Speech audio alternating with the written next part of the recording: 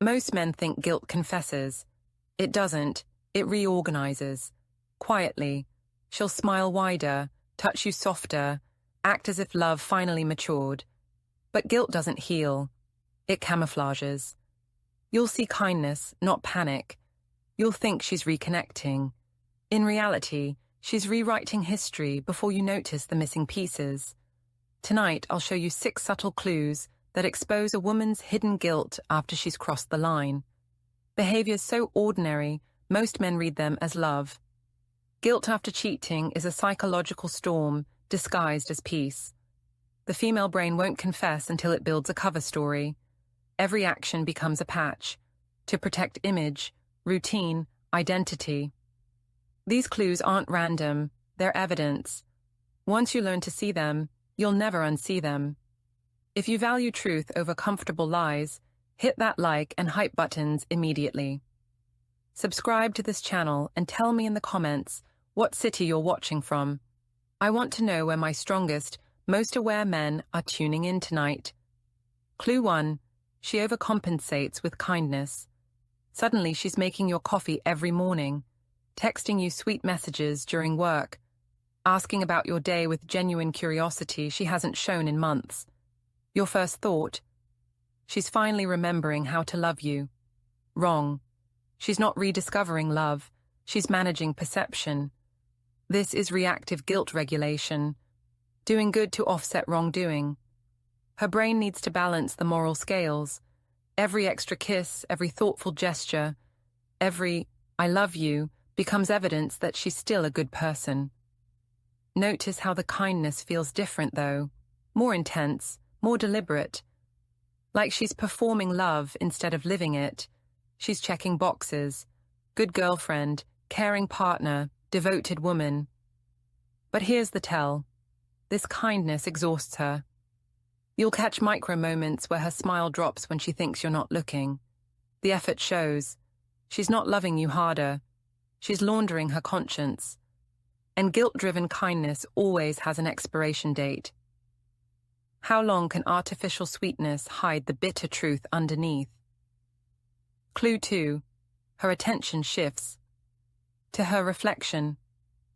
She's buying new perfume, spending longer in the bathroom, taking selfies she never used to take. You might think she's finally taking care of herself again. Actually, she's auditing herself. Guilt increases self-monitoring. Every mirror becomes a confession booth.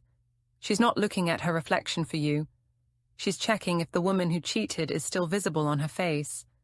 Can others see what she did? Does she look different? Changed? The gym membership, the new haircut, the sudden interest in skincare. These aren't self-improvement projects. They're control mechanisms. She's rebuilding her image from the outside in, hoping the outside will convince the inside. Watch her eyes when she looks in mirrors now. There's searching there, questioning. She checks her reflection more than she checks your eyes. That's because mirrors don't ask uncomfortable questions. They just show what she decides to see. When her reflection becomes her primary audience, you've lost center stage. But here's what almost every man gets wrong about this behavior. Clue 3. She tries to control the narrative.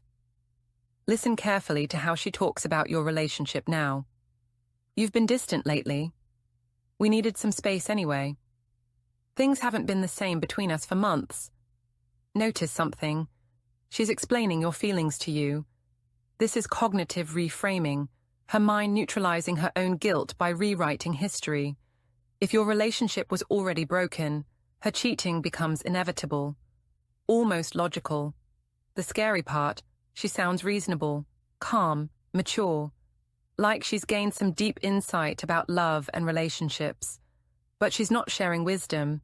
She's building a version of reality where what she did makes sense, where you're partially responsible, where the relationship was dying anyway.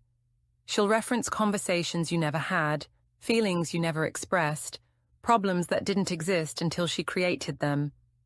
This isn't gaslighting, it's worse. It's a retroactive justification. She's editing your shared past in real time, deleting chapters that don't support her new story. When she starts explaining your own emotions to you, the truth is already being rewritten, and what happens next will change how you see everything. Clue 4. Her affection turns mechanical. She returns to physical closeness, but something feels off. The timing is wrong. Eye contact shortens. Her touches feel rehearsed, like she's following a script of how loving partners behave. She hugs longer but feels absent. This isn't about physical intimacy. It's about creating proof that nothing changed. Her brain needs evidence that she can still be the woman you fell in love with. But guilt suppresses authentic connection. The oxytocin response that creates natural bonding gets hijacked by shame. So she goes through the motions, hoping muscle memory will trigger genuine feeling. The result? Affection that feels hollow, love that sounds right but tastes wrong. You sense the performance but can't quite name it. She's present in body but absent in soul. Every kiss becomes a lie, she tells you both.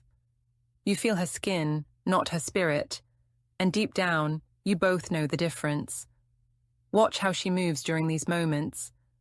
There's hesitation where there used to be instinct, calculation where there used to be desire. Clue 5.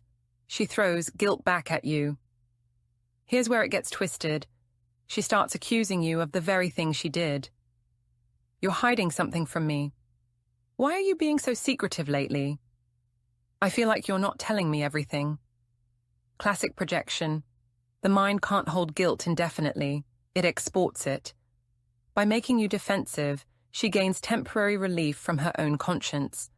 Psychology calls this displacement. She takes her internal guilt and places it on you. Suddenly, you're explaining why you were 10 minutes late, defending conversations with female co-workers, proving your loyalty to someone who betrayed yours. The irony would be funny if it wasn't so destructive. She gains two things from this: relief from her own guilt and evidence of your suspicious behavior to justify what she already did. Notice how aggressively she pushes these accusations. The intensity reveals the desperation. She needs you to be guilty because it makes her feel less so. The louder she questions your loyalty, the guiltier her silence becomes. But this is only the beginning of how deep the psychological manipulation goes. Clue 6. She becomes calm. Too calm. After weeks of internal chaos, something shifts. She stops the overcompensation, stops the accusations, stops the desperate performances of love. She becomes eerily peaceful. No more arguments, no emotional outbursts, no curiosity about where you've been or what you're doing. You think you've finally found stability again. Wrong. This isn't peace, it's shutdown. She's accepted the split inside herself. The guilt has hardened into numbness. Psychologists call this emotional numbing, a defense mechanism after moral injury. She's not calm because she's healed. She's calm because she's given up fighting the war inside her conscience. This is the most dangerous phase because it feels like relief, like you've weathered the storm.